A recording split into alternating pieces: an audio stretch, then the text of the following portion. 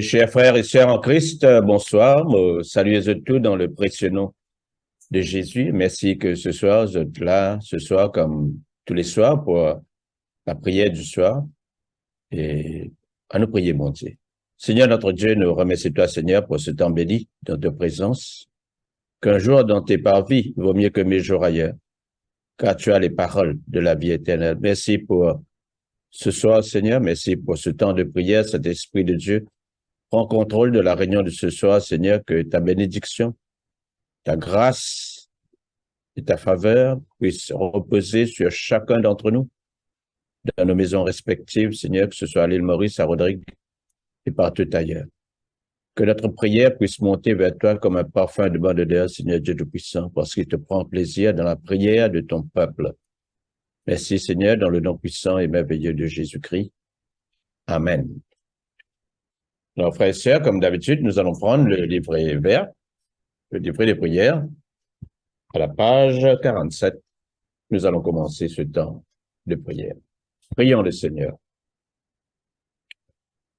Que ma prière devant toi s'élève comme un encens, et mes mains comme l'offrande du soir. À toi le jour, Seigneur, à toi la nuit. Toi qui ajustas le soleil et les astres. C'est toi qui fixas les bords de la mer. L'hiver et l'été, c'est toi qui les formes. Je bénis le Seigneur qui me conseille. Même la nuit, mon cœur m'avertit. Je garde le Seigneur devant moi sans relâche. Il est en ma droite. Je suis inébranlable. J'avais dit, les ténèbres m'écrasent, mais la nuit devient lumière autour de moi. Même le ténèbre pour toi n'est pas ténèbre, et la nuit comme le jour est lumière. Jésus dit, je suis la lumière du monde. Celui qui vient à ma suite ne marchera pas dans les ténèbres. Il aura la lumière qui conduit à la vie. Amen. Confessons les péchés que nous avons commis contre Dieu et notre prochain. Tous ensemble. Dieu de miséricorde, nous confessons que nous avons péché contre toi, en pensée, en parole et en acte, par ce que nous avons fait et ce que nous avons omis de faire. Nous ne t'avons pas aimé de tout notre cœur. Nous n'avons pas aimé notre prochain comme nous-mêmes. Nous regrettons sincèrement ces fautes. Humblement, nous nous en repentons. Pour l'amour de ton Fils Jésus-Christ, prends pitié de nous et pardonne-nous. Alors ta volonté fera notre joie et nous pourrons marcher dans tes chemins pour la gloire de ton nom. Amen. Que le Dieu Tout-Puissant nous fasse miséricorde, qu'il nous pardonne nos péchés par Jésus-Christ notre Seigneur, qu'il nous affermisse en tout bien, et par la puissance de l'Esprit Saint, qu'il nous garde pour la vie éternelle. Amen. Invitatoire et psaume. Dieu vient à mon aide. Seigneur, à mon secours. Gloire au Père et au Fils et au Saint-Esprit, au Dieu qui est, qui était et qui vient, pour les siècles des siècles. Amen. Alléluia. À la page 50. Joie et lumière. Joie et lumière de la gloire éternelle du Père, le Très-Haut, le Très-Saint, ô Jésus-Christ. Parvenu à la fin de ce jour, contemplant cette clarté dans le soir, nous chantons le Père et le Fils et le Saint-Esprit de Dieu. Oui, tu es digne d'être chanté dans tous les temps par des voix sanctifiées. Fils de Dieu qui donne vie, tout l'univers te rend gloire. Amen. Alléluia. Nous allons maintenant procéder à la lecture. Tout d'abord, nous allons lire le psaume 107. Dans votre Bible, le psaume 107. Louez l'Éternel, car il est bon, car sa miséricorde dure à toujours. Qu'ainsi disent les rachetés de l'Éternel, ceux qu'il a délivrés de la main de l'ennemi, et qu'il a rassemblés de tous les pays, de l'Orient et de l'Occident, du Nord et de la mer. Ils erraient dans le désert, ils marchaient dans la solitude, sans trouver une ville où ils puissent habiter. Ils souffraient de la faim et de la soif. Leur âme était languissante. Dans leur détresse, ils crièrent à l'Éternel, et il les délivra de leurs angoisses. Il les conduit par le droit chemin, pour qu'ils arrivassent dans une ville habitable. Qu'ils louent l'Éternel pour sa bonté et pour ses merveilles en faveur des fils de l'homme. Car il a satisfait l'âme altérée. Il a comblé de bien l'âme affamée. Ceux qui avaient pour demeure les ténèbres et l'ombre de la mort vivaient captifs dans la misère et dans les chaînes, parce qu'ils s'étaient révoltés contre les paroles de Dieu, parce qu'ils avaient méprisé le conseil du Très-Haut. Il humilia leur cœur par la souffrance. Ils succombèrent et personne ne les secourut. Dans leur détresse, ils crièrent à l'Éternel et il les délivra de leurs angoisses. Il les fit sortir des ténèbres et de l'ombre de la mort, et il rompit leurs liens. Qu'il loue l'Éternel pour sa bonté et pour ses merveilles en faveur des fils de l'homme. Car il a brisé les portes d'airain, il a rompu les verrous de fer.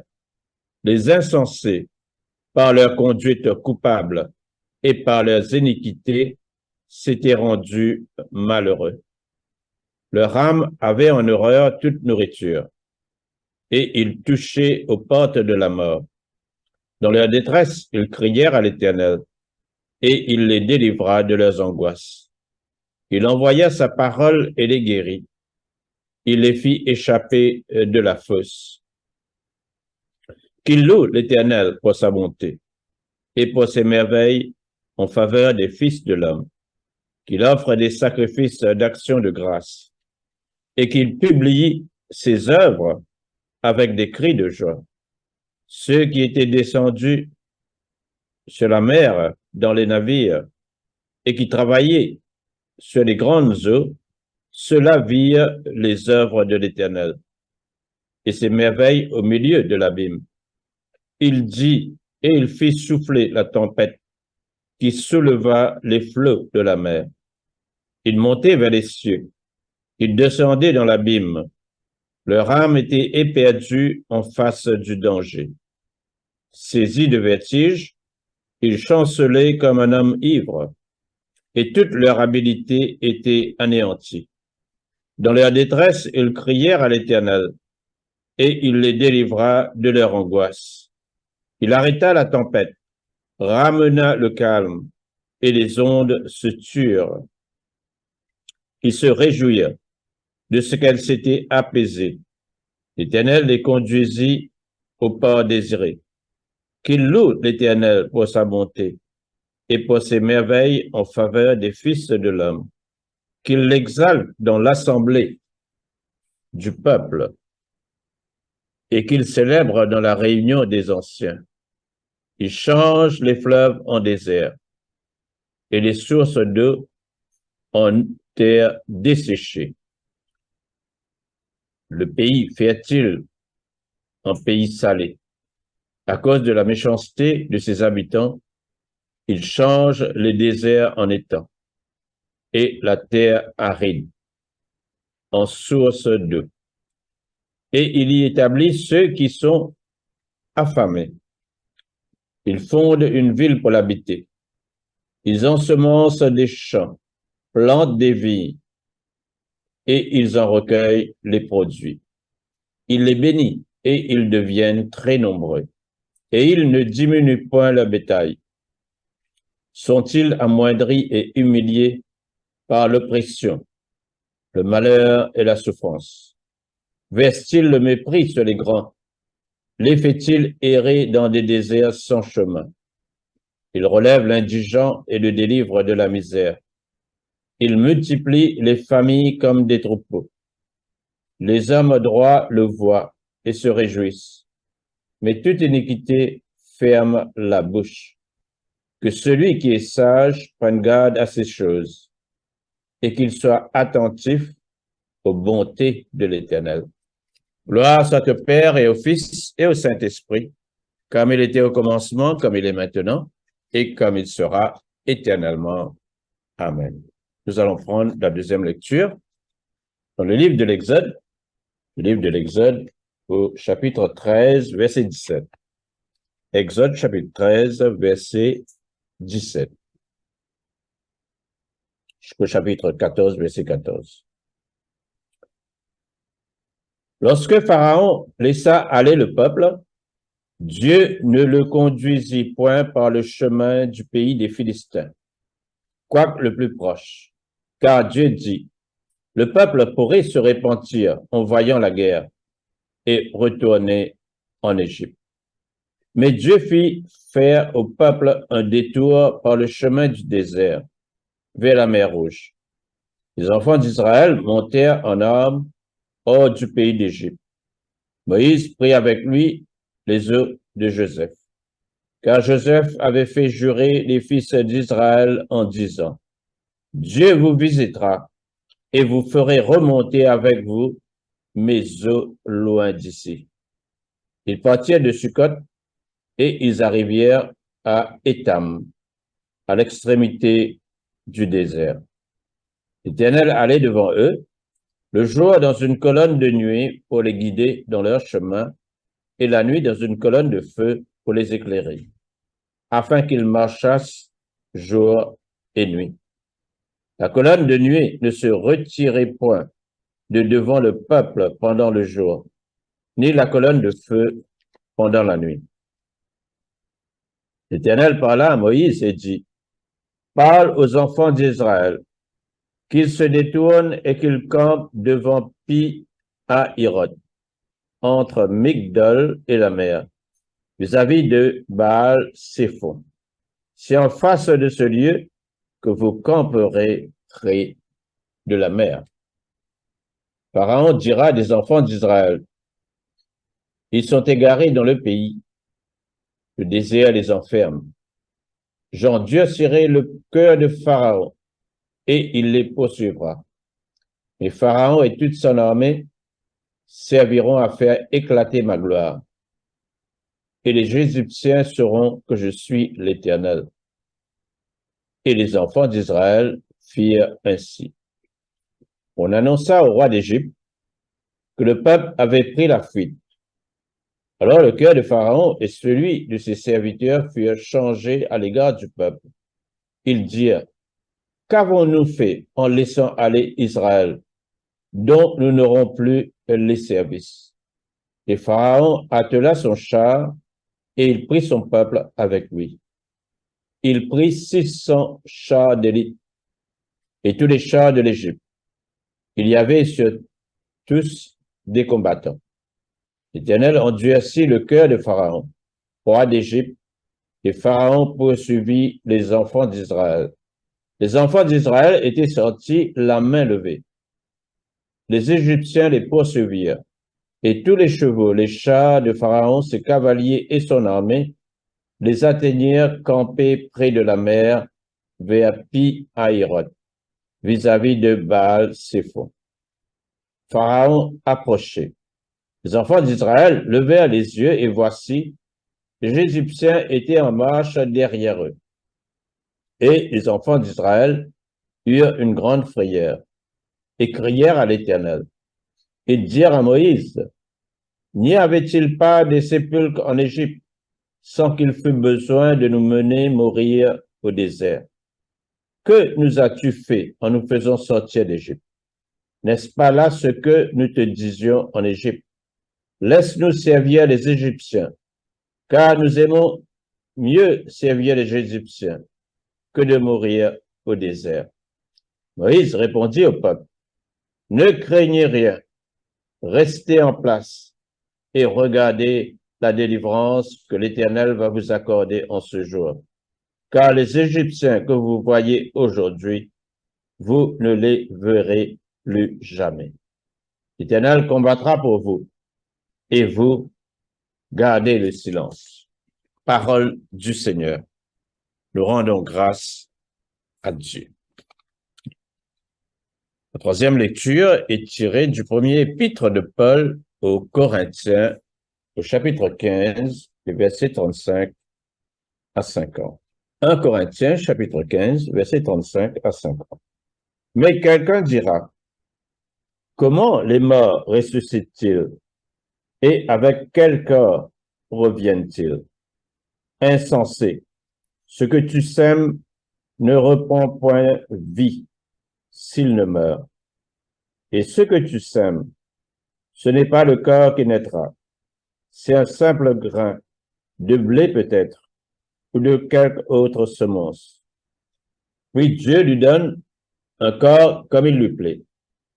Et à chaque semence, il donne un corps qui lui est propre. Toute chair n'est pas la même chair, mais autre est la chair des hommes, autre celle des quadrupèdes, autre celle des oiseaux, autre celle des poissons. Il y a aussi des corps célestes et des corps terrestres, mais autre est l'éclat des corps célestes, autre celui des corps terrestres. Autre est l'éclat du soleil, autre l'éclat de la lune, et autre l'éclat des étoiles. Même une étoile diffère en éclat d'une autre étoile. Ainsi en est-il de la résurrection des morts. Le corps est semé corruptible, il ressuscite incorruptible. Il est semé méprisable, il ressuscite glorieux. Il est semé infirme, il ressuscite plein de force. Il est semé corps animal, il ressuscite corps spirituel. S'il y a un corps animal, il y a aussi un corps spirituel. C'est pourquoi il est écrit, le premier homme, Adam, devint une âme vivante. Le dernier Adam est devenu un esprit vivifiant. Mais ce qui est spirituel n'est pas le premier, c'est ce qui est animal. Ce qui est spirituel vient ensuite. Le premier homme tiré de la terre est terrestre. Le second homme est du ciel. Tel est le terrestre, tels sont aussi les terrestres. Et tel est le céleste, tels sont aussi les célestes. Et de même que nous avons porté l'image du terrestre, nous porterons aussi l'image du céleste. Ce que je dis, frère, c'est que la chair et le sang ne peuvent hériter le royaume de Dieu et que la corruption n'hérite pas l'incorruptibilité. Parole du Seigneur Dieu Tout-Puissant. Nous rendons grâce à Dieu. Ce soir, frères et sœurs, nous allons faire une réflexion sur le texte que nous venons de lire, le texte de Paul aux Corinthiens au chapitre 15. Ce soir, nous allons parler de la résurrection des morts. Le corps est semé corruptible. Il ressuscite incorruptible. Frères et sœurs, nous faisons célébrer dimanche dernier la Pâque. La Pâque, c'est-à-dire la résurrection de notre Seigneur Jésus. Et là, nous ne trouvons que la mort pas fini n'a aucune emprise, le Jésus. Jésus fit un triomphe de la mort. Et Jésus-Christ fit ressusciter dans un corps immortel, incorruptible et glorieux. Et nous ne trouvons que le même Jésus qui fit être crucifié sur la croix du Calvaire, le même Jésus qui fit être enterré dans le tombeau de Joseph d'Arimathée et le même Jésus qui fit ressusciter le troisième jour. Et notre Seigneur fit rester pendant 40 jours sur la terre après sa résurrection pour bien démontrer, pour apporter la preuve irréfutable que Jésus-Christ est bel et bien ressuscité. La première fois, Jésus apparaît à ce bon disciple, Thomas Patila. Et Thomas dit, si mon pas trouve mort qui est dans la main, qui mort qui est dans la main, mort coulou qui est dans la main. Si mon pas trouve mort qui est dans ce pied, qui mort qui est dans ce pied, mort coulou qui dit coulou sur les pieds sur la croix. Si mon pas trouve mort qui est dans ce côte, c'était la lance qui tu transperce ce côte. Thomas dit, moi n'a pas pour croire. Faudrait me trouve avec mon propre lisier, ben mort des clous dans la main. Et la prochaine fois, Jésus apparaît aux disciples, Thomas était là. Et là, nous trouvons dans le texte de Jean, chapitre 20, versets 27 à 28, Jésus dit à Thomas, avance ici ton doigt et regarde mes mains. Avance aussi ta main et mets-la de mon côté. Ne sois pas incrédule, mais crois. Thomas patibisa et n'a aucune les autres preuves. Thomas qui patio les croire dans la résurrection de Jésus. Quand il trouve la preuve de la mort qu'il a dans la main, mort qu'il a dans les pieds, mort qu'il a dans ce côte, Thomas tombe à genoux et lui dit, mon Seigneur et mon Dieu. Thomas n'a aucun doute que Jésus-Christ est bel et bien ressuscité. Il est vraiment ressuscité. Et aujourd'hui, quand nous guettons la parole de Dieu, nous trouvons que la résurrection de Jésus-Christ annonce nos résurrections au dernier jour. Et n'a un lien, et n'a un processus au niveau de la résurrection. La résurrection, n'est pas pour arriver pour tout le monde en même temps. D'abord, la Bible dit, première étape de la résurrection, Jésus-Christ pour ressusciter. Deuxième étape de la résurrection, au retour de Jésus, les morts en Christ pour ressusciter. Et la troisième étape au niveau de la résurrection, tout le reste pour ressusciter. Et là, nous lisons dans ce que 1 Corinthiens 15, versets 22 à 24, nous lisons ces paroles. Il dit, comme tous meurent en Adam, de même, tous revivront en Christ. En Adam, nous tous nous morts. À travers le péché d'Adam, la mort physique rentre dans le monde, et ainsi tous les descendants d'Adam, y compris nous aujourd'hui, arrivent à un moment donné, physiquement, nous morts. De même, il dit, tous revivront en Christ, en Jésus-Christ, prenant la résurrection des morts. Mais comment il peut arriver la résurrection des morts? Il dit, chacun en son rang, en d'autres mots, prenant 3 étapes au niveau de la résurrection. Christ comme prémisse. Christ comme prémisse, ça veut dire Christ en premier. Christ, in fine, ressuscité 2000 ans de cela, cette première étape fin est accomplie. Mais Jésus-Christ, résurrection, c'était comme prémisse. Prémisse, ça veut dire comme les premiers fruits. Par exemple, quand nous guettons un pied mangue, quand nous trouvons premier mangue sorti, premier fruit, nous attendons qu'il mangue qui peut sortir après, pas de fruit qui peut sortir après, il peut mangue. Il n'est pas capable de de la même manière comme Jésus-Christ, il ressuscitait en premier, ben, ça qui peut venir après, aussi pour ressusciter.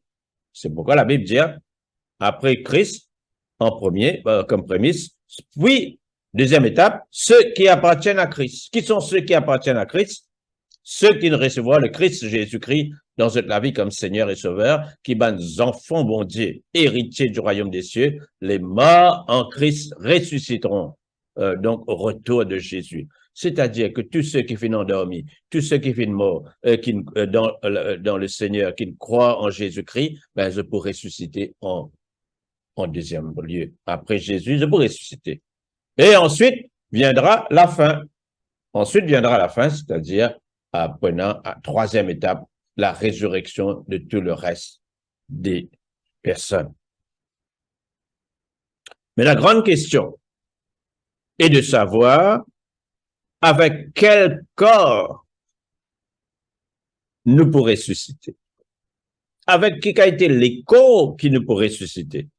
Et c'est ce qui l'apôtre Paul finissait de répondre dans le texte de ce soir. Notre corps terrestre, ça les corps là, fait de chair et de sang. Les papous capables entrent dans le royaume de Dieu. Ce corps naturel, ce corps terrestre, c'est un corps corruptible, un corps qui peut pourrir. Et donc, ce qui est corruptible n'est pas capable de subsister parmi ce qui est incorruptible dans la gloire de Dieu, dans le royaume de Dieu.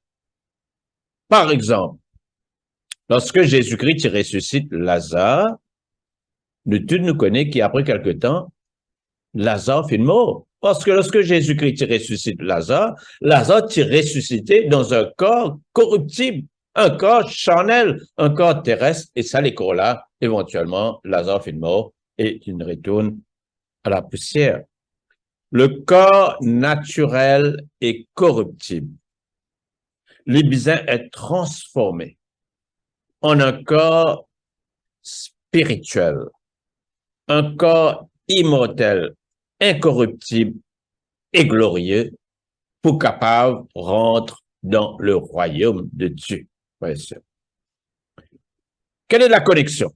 Il y a une connexion entre le corps naturel et le corps spirituel.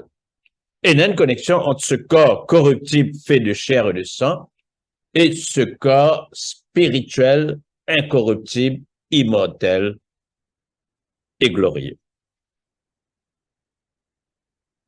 Voilà ce que l'apôtre Paul lui dit. Il servit un exemple. Il dit quand nous mettons une semence dans la terre, cette semence est toute petite. Cette semence dans la terre, il pour mort, et l'air, il pour rapporter, il pour rapporter un fruit, un arbre, il rapporte un fruit qui est entré à la semence. Quand je plante une semence, la graine ben, ça qui peut rapporter, c'est maïs. Quand je plante une semence, un noyau mangue, ça qui peut rapporter, c'est des mangues. Et ainsi de suite. Ce qui nous peut semer et qui peut mort, les pour rapporter un fruit qui a une relation avec ce qui finit de semer. Et c'est comme cela que, au niveau de la résurrection des morts, ce qui est semé, c'est-à-dire quand nous les corps mortels, ce corps corruptible, il est mort, mais là, il pour ressusciter dans ce corps spirituel, immortel et glorieux, il prend un lien, une transformation entre ce corps mortel et ce corps spirituel. Ce corps mortel est corruptible, ce corps spirituel est immortel, incorruptible et glorieux. Et nous lisons dans 1 Corinthiens, au chapitre 15, versets 42 à 44, ces paroles. Ainsi en est-il, l'apôtre Paul dit, de la résurrection des morts.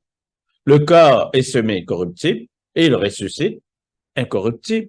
Il est semé méprisable, il ressuscite glorieux. Il est semé infirme, il ressuscite plein de force. Il est semé corps animal, il ressuscite corps spirituel. S'il y a un corps animal, il y a aussi un corps spirituel. Cela veut dire que quand nous pouvons ressusciter des morts et qui nous pourraient être enlevés pour aller dans le royaume de Dieu, ça veut dire que nous sommes capables de reconnaître les uns les autres. Nous n'est plus pour dans un corps terrestre fait de chair et de sang, mais nous pour dans un corps spirituel, immortel, glorieux, incorruptible, mais nous sommes capables de reconnaître les uns les autres. Bien sûr, nous n'est plus pour dans le corps charnel. La Bible dit que dans le royaume bon Dieu, pas pour nous pour pareil comme un ange, mais nous sommes capables de reconnaître les uns les autres. Et la preuve qui dans le royaume bon Dieu, nous sommes capables de reconnaître les uns les autres, c'est dans la parabole de l'homme riche et de Lazare. La Bible dit que l'homme riche et Lazare finissent mort.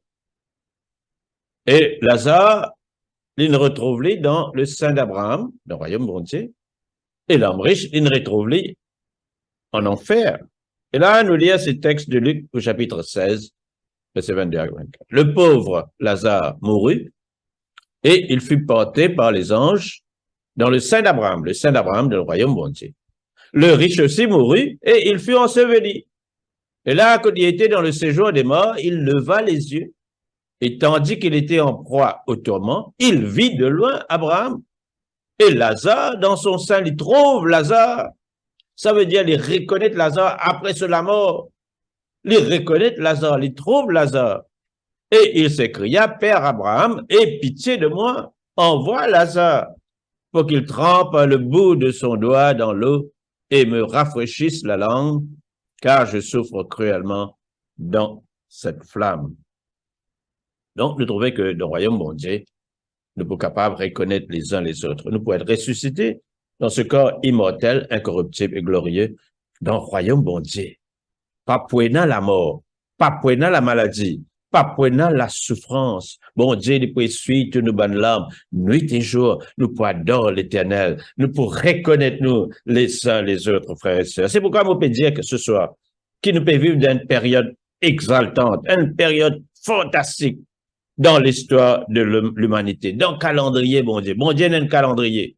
Bon Dieu, c'est un Dieu d'ordre. Donc, calendrier, bon Dieu, prochain événement, c'est le retour de Jésus. Et au retour de Jésus, prenant la résurrection des morts, au retour de Jésus, prenant le jugement éternel. Et c'est pourquoi nous, comme chrétiens, nous connaissons nos deux passages au sein de la terre là. Nous pouvons attendre le retour de Jésus. Et dans le livre dans la Bible, il n'y a plus beaucoup de versets qui parlent du retour de Jésus que des versets qui parlent de la première venue de Jésus. Ça veut dire que le retour de Jésus est extrêmement important et bon Dieu a envie que nous comprenions cela. Nous devons vivre dans la perspective du retour de Jésus. Nous pas vivre comme s'il dirait jamais Jésus pas pour retourner. Dernier livre dans la Bible, le livre de l'Apocalypse. Dernier chapitre dans la Bible. Dernier verset dans la Bible. Je connais qui était? Jésus dit, voici, je viens bientôt. Et la Bible termine par ces mots. Viens, Seigneur Jésus.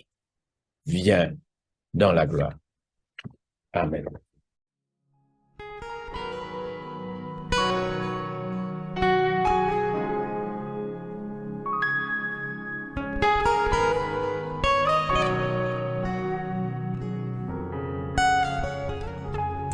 Même si pour moi tu devais t'abaisser pour porter ma vie et tout réconcilier, me montrer le Père qui m'a tant aimé. Je sais que pour moi tu l'as fait. Je sais que pour moi, tu l'as fait. Même si tu devais quitter toute gloire, venir t'incarner, épouser notre histoire,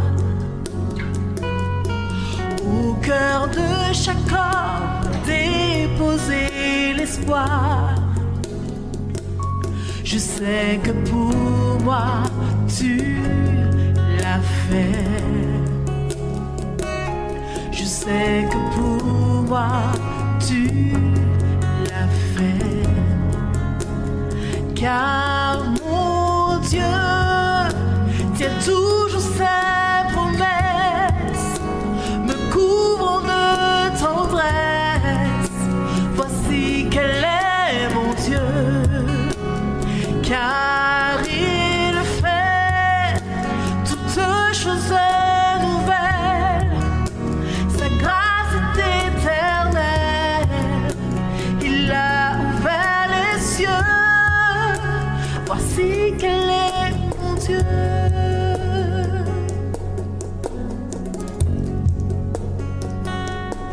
Même si la croix devenait ton fardeau, le poids de ce monde, l'oubli dans le tombeau, pour essuyer toute larme et tout sanglot. Je sais que pour moi, tu l'as fait. Je sais que pour moi, tu l'as fait. Car mon Dieu tient toujours ses promesses, me couvrant de tendresse. Voici quel est mon Dieu. Car il fait toutes choses nouvelles, sa grâce est éternelle, il a ouvert les cieux. Voici quel est mon Dieu.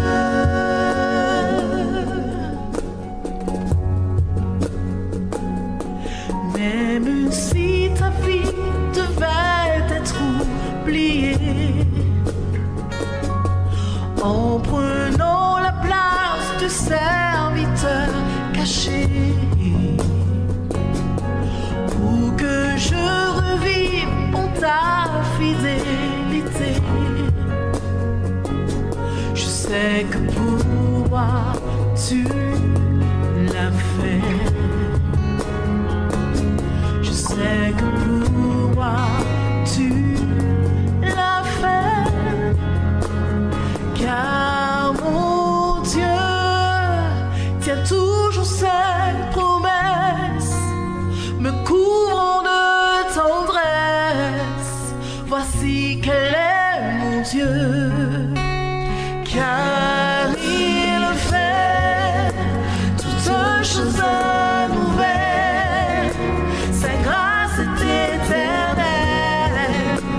Il a ouvert les cieux. Voici quel est mon Dieu.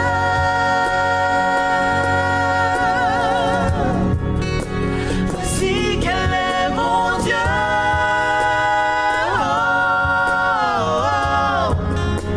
Voici quel est mon Dieu.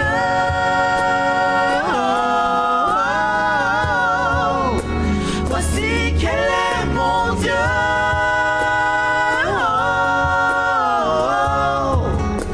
Voici quel est mon Dieu. Il a fait. Pour moi il a fait. Pour moi il a fait.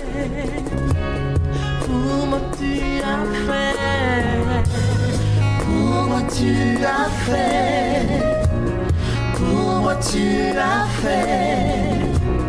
Pour moi tu as fait. Pour moi tu as fait. Pour moi tu as fait.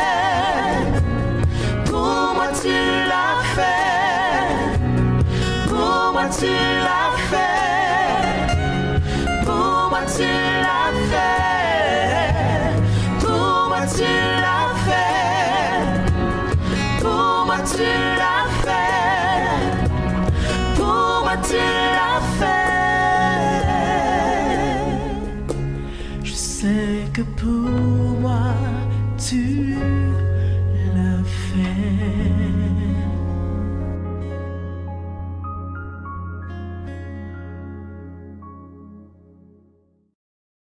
Alors, ce soir, nous allons continuer dans le livret de prière vers la page 52. Page 52, le cantique de Siméon. Maintenant, ô Maître souverain, tu peux laisser ton serviteur s'en aller en paix selon ta parole, car mes yeux ont vu le salut que tu préparais à la face des peuples, lumière qui se révèle aux nations, et donne gloire à ton peuple Israël. Gloire au Père et au Fils et au Saint-Esprit, pour les siècles des siècles. Amen. Nous allons dire ensemble le symbole des apôtres. Je crois en Dieu, le Père Tout-Puissant, Créateur du ciel et de la terre, et en Jésus-Christ, son Fils unique, notre Seigneur, qui a été conçu du Saint-Esprit, est né de la Vierge Marie, a souffert sous Ponce Pilate, a été crucifié, est mort et a été enseveli, est descendu aux enfers, le troisième jour, est ressuscité des morts, est monté aux cieux, est assis à la droite de Dieu le Père Tout-Puissant, d'où il viendra juger les vivants et les morts. Je crois en l'Esprit Saint, à la Sainte Église catholique, à la communion des saints, à la rémission des péchés, à la résurrection de la chair et à la vie éternelle. Amen.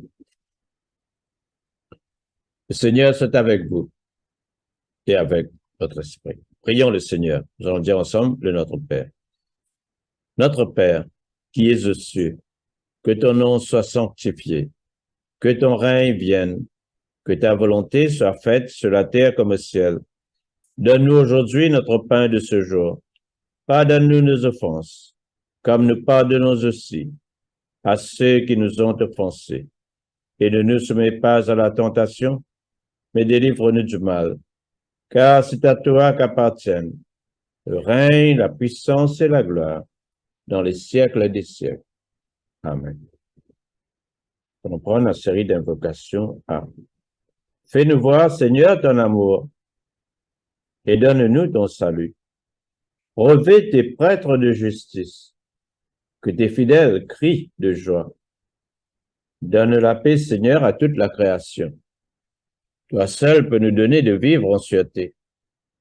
Seigneur, sois le gardien de cette nation et guide-nous dans les voies de la justice et de la vérité. Que ton chemin soit connu sur la terre et ton salut parmi toutes les nations. Que le pauvre ne soit pas oublié pour toujours. Que jamais ne périsse l'espoir des malheureux. Crée en nous un cœur pur, ô Dieu. Que ton Saint-Esprit nous soutienne. Amen. La collecte du vendredi. Seigneur Jésus-Christ, par ta mort, tu as détruit l'aiguillon de la mort. Accorde à tes serviteurs de te suivre par la foi, là où tu nous as précédés. Que nous puissions à la fin nous endormir en toi et nous réveiller semblables à toi. Nous te le demandons au nom de ta tendresse. Amen. Sois notre lumière dans les ténèbres, Seigneur, et dans ta miséricorde infinie, protège-nous des dangers de la nuit qui vient. Par Jésus le Christ, notre Seigneur. Amen. Reste avec nous, Seigneur, car il se fait tard, et déjà le jour baisse. Sois notre compagnon sur la route. Enflamme notre cœur, ravive notre espérance, pour que nous te découvrions dans les Écritures et dans le pain partagé. Nous te le demandons dans ta tendresse. Amen. Ô Dieu et Père de tous, toi que tous les cieux glorifient, fais que la terre entière t'adore et te chante, que toutes les nations t'obéissent, que toutes les langues te confessent, et que partout le peuple t'aime et te serve dans la paix. Par Jésus le Christ, notre Seigneur. Amen.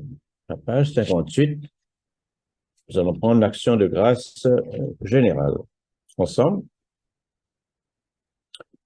Dieu Tout-Puissant, Père de miséricorde, nous te rendons grâce de ta bonté et de ton amour envers nous, tes serviteurs indignes, et envers tous ceux que tu as faits. Nous te bénissons parce que tu nous as créés. Tu nous protèges et tu nous combles des bienfaits de cette vie. Et surtout parce que dans ton amour inépuisable, tu as racheté le monde par ton Fils Jésus-Christ. Et tu nous donnes les moyens de recevoir ta grâce et l'espérance de la gloire sans fin. Nous t'en prions, rends-nous sensibles à ta miséricorde, pour que nous te rendions gloire d'un cœur reconnaissant, non seulement de nos lèvres, mais par toute notre vie, en nous mettant à ton service et en marchant devant toi dans la justice et la sainteté, tout au long de nos jours. Nous te le demandons par ton Fils Jésus le Christ, notre Seigneur. Amen. Nous allons prendre la prière de Saint Jean Chrysostome. Dieu Tout-Puissant, toi qui nous as accordé la grâce de t'adresser d'un cœur unanime notre prière commune, tu as promis par ton Fils que lorsque 2 ou 3 se réuniraient en son nom, tu serais au milieu d'eux. Comble maintenant, Seigneur, nos désirs et nos vœux, selon ce qui nous est utile. Donne-nous en cette vie la connaissance de ta vérité et dans le monde à venir la vie éternelle. Amen. Bénissons le Seigneur. Nous rendons grâce à Dieu. La grâce de Jésus-Christ notre Seigneur, l'amour de Dieu le Père et la communion de l'Esprit Saint soient toujours avec nous. Amen. Seigneur notre Dieu, merci pour ce temps béni dans ta présence. Merci pour ce temps de prière qui fait monter vers toi comme un parfum de bonne odeur. Que ce soit, Seigneur, nous faisons vers toi maintenant la prière personnelle.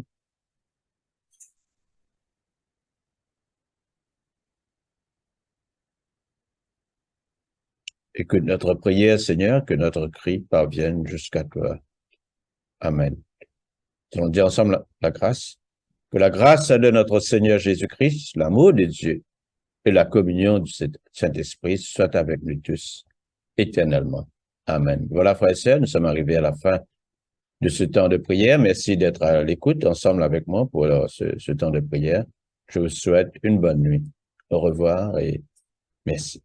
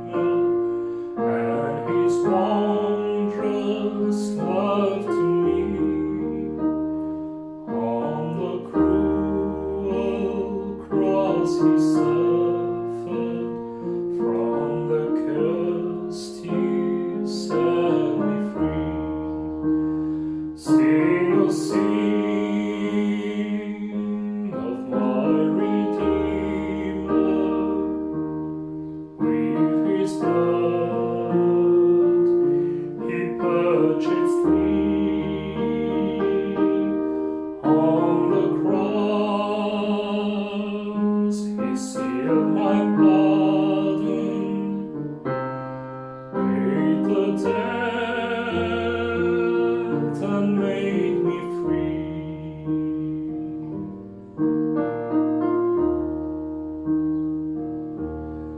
I will tell the wondrous story, how my lost estate He saved. In His boundless love and mercy, He the ransom freely gave. Sing, oh sing of my Redeemer, is His blood, He purchased me. On the cross, He sealed my pardon, paid the debt, and made me free.